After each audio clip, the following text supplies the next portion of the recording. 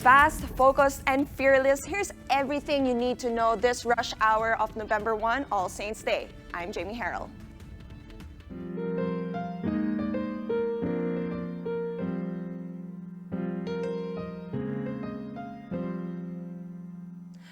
Kicking off today's rush with the official start of the Undas holiday, let's get the latest on the ground with JC Cosico, who's at Metro Manila's largest cemetery, where thousands of people decided to wake up early to visit their dearly departed. JC, how are things going there at the Manila North Cemetery? Yes, Jamie, some are choosing to spend the night here at the Manila North Cemetery to avoid the influx of visitors, as authorities expect over 1 million to visit here today for the observance of the All Saints Day. But as of 6 a.m., crowd estimate inside the cemetery is only close to 6,000. Security measures remain strict at the cemetery. Inspections are being conducted upon entry. No claim stubs will be issued for confiscated items, such as flammable materials like perfumes, alcohol, and lighters. Firearms, gambling paraphernalia, speakers, and deadly weapons are also not allowed inside the cemetery. Authorities also told the public to bring their own food and drinks, as the cemetery implements a no vendor policy. Free e-trike rides are also available to transport the elderly, PWDs, and pregnant women. On the other hand, the Manila Health Department and Red Cross, among other agencies, are on standby for those who might need medical attention. Meanwhile, road closures are still being implemented along the stretch of Blumentritt, Retiro de Masalang, Leonor Rivera, Aurora Boulevard, and P. Guevara. Hence, motorists are advised to take alternate routes, as the traffic scheme for Undas will run until Sunday, November 3.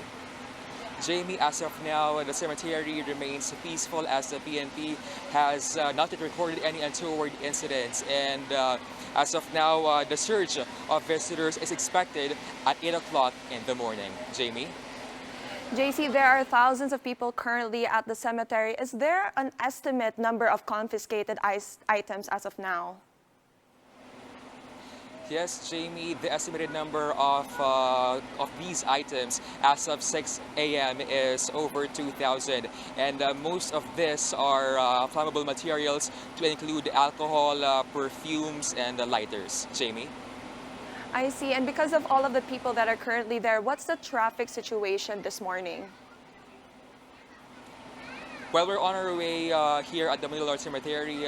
Traffic is quite smooth sailing. But again, here along the stretch of Blumentritt is closed until November 3. Jamie. Okay, and with all of the people there right now, are there vendors present outside the cemetery? Yes, Jamie, there are designated areas for the vendors of flowers and candles outside the cemetery. Jamie? Okay, thank you, JC. That was JC Cosico reporting live from the Manila North Cemetery. Let's jump over to how bus terminals are doing this Todos Los Santos. Hannibal Taleta is reporting to us live over at the Araneta Bus Terminal in Cubao. Hani, kamusta dyan? Mas nauna nang umalis para makayos na sa mahabang pila.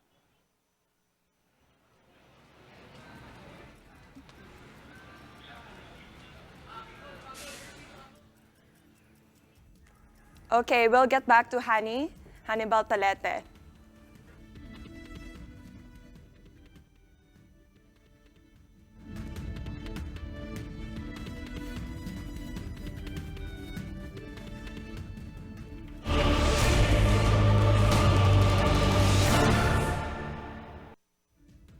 Another strong earthquake rocked the town of Trollano, North Cotabato early Thursday. That, of course, it's the third one to hit Mindanao in 2 weeks, giving residents only a little window to recover. We have Marian Enriquez with the report.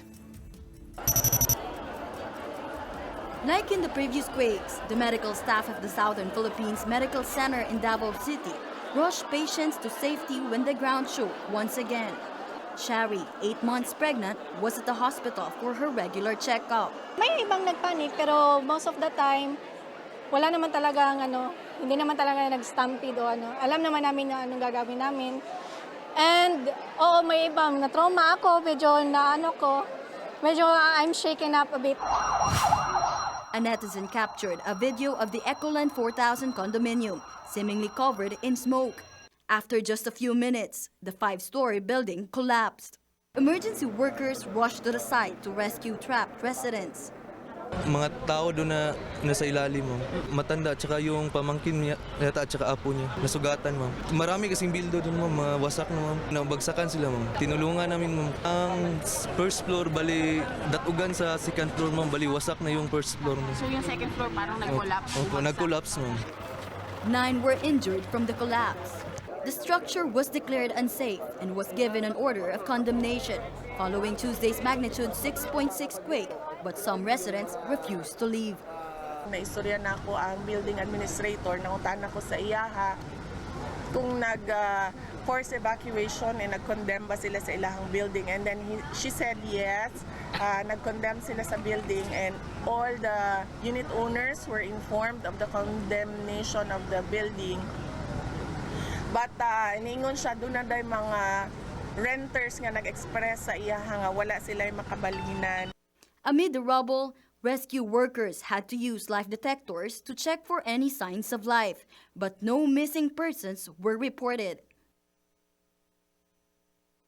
Meanwhile, President Duterte made an early visit to the grave of his parents despite experiencing yesterday's magnitude 6.5 earthquake firsthand. We have Jem Abasenya will tell us more.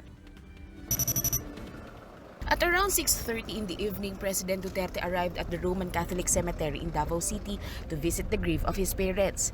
Duterte stayed for over half an hour inside the mausoleo, accompanied by Senator Bongo. After that, he held a press conference where he recalled his experience during the third earthquake that jolted Mindanao yesterday. Dalawa sila, ginising ako. Sabi ko, bakit? Sir, lumilindol. Sabi ko, lindol lang naman yan. Pero nag-upo sila nung medyo lumakas. Sabi ko, pareho man tayo dito, wala mang cover. Magdasal ka na lang, buti pa. Okay, ako, pati gusto nila tumindig ako, lumas ako. Ay, para lindo lang. Wala yan. The chief executive also admitted that his house was not spared by the 3 quakes. There are cracks even during as early as about 3 earthquakes ago. Every time it happens, may bagong crack. Pero crack lang naman. Makita man ng linya. But anyway, sabi ng PSG, they are insisting that it will be inspected. So maybe tomorrow. Taga DPWH, pati yung structural engineers dyan sa city government. He also advised his kababayans in Mindanao to check their homes for possible cracks and to evacuate if necessary to prevent any accidents. On Saturday, President Duterte is scheduled to visit Bangkok, Thailand to attend the ASEAN Summit. For News 5, Jem Avancenia, we are One News. Back in North Cotabato, residents are still reeling from the recent tremors. The towns of Tulunan and Makilala are still under the state of calamity. Ryan Ang has the report. Parts of Eva Hotel in Kidapawan City, Cotabato collapsed as an earthquake struck again. The local government had already prohibited the hotel to resume business and accept occupants since the magnitude 6.6 earthquake hit Tuesday. The mayor has now ordered its demolition, but they are still coordinating with the owner. Walang capacity ang city na mag-demolish and kailangan pa natin ito i-coordinate with yung may-ari. In Sitio Flortam in Makilala, North Cotabato, roads sustained big cracks and holes due to the tremor. Houses were also damaged. That is why residents opted to stay in improvised tents by the roadside. They are afraid that their houses might collapse due to aftershocks. Noong nakarang 29 po, tapos ng lindol, lumabas kami kasi yung bahay, bitak-bitak na. Kasi makisame, poste. Yun, habang kumakain kami ng mga pasado alas 9, sir. Kagigising ko lang umatake yung lindol. The chairman of Barangay Batasan, Benji Bangot, was also not spared. He was inside their barangay hall preparing the materials for their medical mission when the surroundings started to shake. Bangot was later found dead beneath the rubbles. hero talaga si Kapitan sa amin, sir. Kasi tinulungan niya muna yung mga tao para makaano dyan, makalipat. Pag uwi niya sa doon siya na kasi nabagsak yung namin, yung barangay hall. Even the covered court used for evacuation collapsed, leaving one injured. Landslides were also reported. Di namin alam kung saan kami pupunta kayon. Malakas masyado ang linugan niya. Halos lahat ng bahay na nasira. Yung isang bata ko ng bahay namin. Mo sa presidente, sir, na ipadalhan mo kami ng dito, sir, tulong. Kasi nahirapan na talaga kami. As residents continue to fear for their safety, they are left with no other option but to appeal for the government to help. For News 5, Ryan Ang, We Are One News. The NDRRMC reports that the total death toll from the recent earthquakes in Mindanao has climbed to 14. Over 400 people were injured while 2 persons are still missing as of Thursday night. Nearly 3,000 houses, establishments, and public facilities were damaged in the 5 regions in Mindanao. Authorities said some 6,000 families were affected by the earthquakes. Let's head back to the Araneta bus terminal in Cubao to check on the latest situation this Todos Los Santos. Hannibal Talete is on the ground to give us an update. Hani, kamusta dyan? Jamie, ang mas napansin natin dito ay konti ang dagsa ng mga pasahero dito sa Araneta City Bus Terminal kumpara ito sa nakaraang araw. Pero patuloy ang pagdating ng mga pasahero at base doon sa volume mukhang may mas nauna ng umalis dahil para nga makaiwas sa mahabang pila. Sa Baliwag Transit, naabutan namin na mahaba ang pila ng mga pasahero na bibiyahe patungong Bulacan, Cabanatuan, San Jose de Nueva Ecija. Ayon sa ilang pasahero, mahaba ang pila pero mabilis namang umuusad kasi mayat-maya ang dating ng mga bus. Ayon sa dispatcher ng Baliwag Transit, kagabi hanggang ngayong umaga ay dumagsa ang maraming pasahero. May sapat naman umano silang bus na nakaantabay 24 oras sa mga pasaherong dadalaw sa puntod ng kanilang yumaong mahal sa buhay. Ang 5-star terminal naman ay pareho din ang sitwasyon. Buhos din ang pasaherong bibiyahing panorte. May ilang pasahero ang nahirapang makasakay dahil sa dami ng mga pasahero. Ang ibang bus, bukod sa punuan, ay may mga nakatayo pa sa gitna para lang makauwi sa kanilang probinsya. Maging ang kabilang side ng EDSA Cubao, Jamie, yung Cubao Terminal na biyaheng Batangas, Quezon at Bicol ay marami pang pasahero. Jamie, dito naman sa Araneta City Bus Terminal, pailan pa rin ng mga pasaherong dumadating dito at pasakay pauwi ng Bicol at Visayas area. Jamie? Honey, gusto lang ko mag-clarify, nahirapan ba yung mga tao mas sumakay ng mga buses because of too many people? Yes, Jamie, dito sa Araneta City Bus Terminal, hindi gaano hirap yung mga passengers going to Visayas and Bicol. But in the other terminal in Cubao area, mas nagiging struggle yung mga pasahero doon kasi nga volume yung dating ng mga pasahero doon kumpara sa mga nakaraang araw, Jamie. Okay, maraming salamat, Hannibal Talete, nagre-report live sa Araneta City Bus Terminal. Here are the biggest stories from the dailies.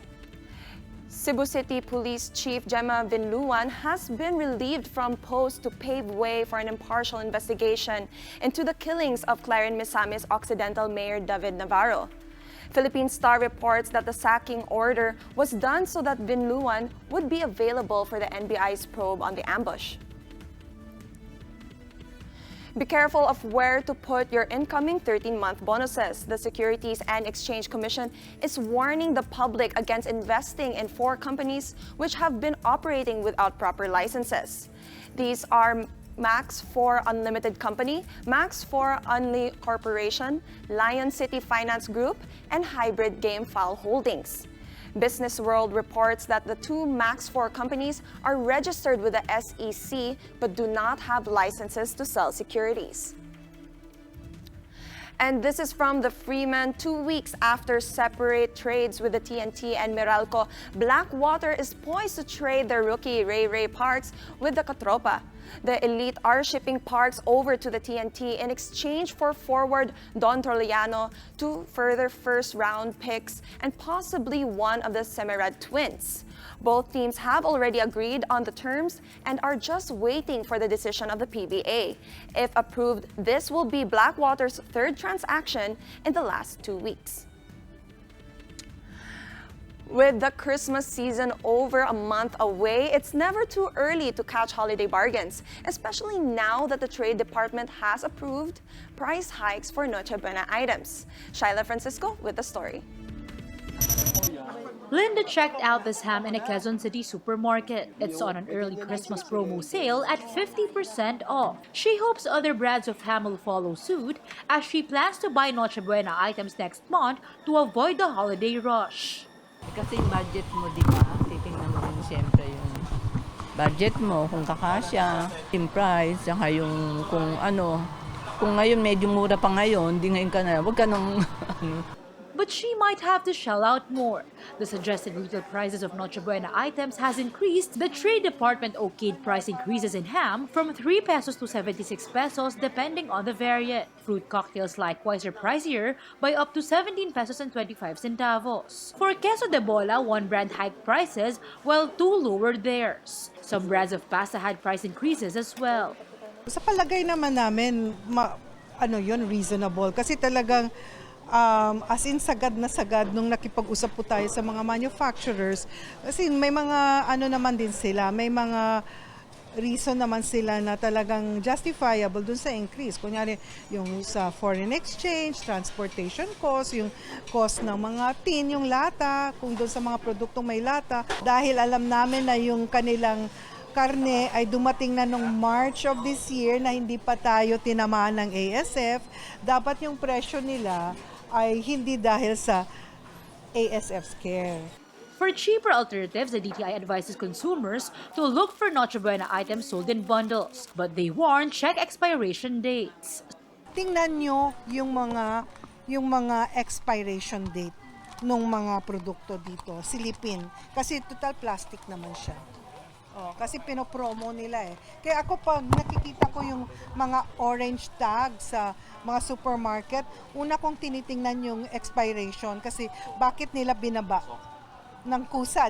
After releasing the SRPs of Noche Buena items, the DTI inspected 3 groceries in Quezon City. In one store, tomato sauce is sold a peso more than the SRP, while a 20 centavo hike was noted in 2 fruit cocktail brands. Baba nyo kaagad. Yes, right now. Yung double check. No, huwag yung double check kasi na-publish na namin yan. Bababa nyo yun. Kasi pwede na kaming magbibigay sa inyo ng sulat. Susundin namin kung ano yung ng DTI. So, Babaguhin. Yes, babaguhin din agad na. So pwede bang baguhin na natin ngayon? Yes. Tanggalin niya na po. Apo. With this, the DTI expects retailers to follow the SRP released by the government. With the collaboration with manufacturers na sinasabi nila ito lang naman ang presyo, dapat susundin din yan ng retailers kasi meron na sila doong reasonable margin. The agency assured consumers of stable supply of Christmas items for the coming holiday season. Shyla Francisco, WR1 News. And that's how the day is shaping up to be. Join us again next time for another round of Rush. For Riza Diaz, I'm Jamie Harrell. We are One News.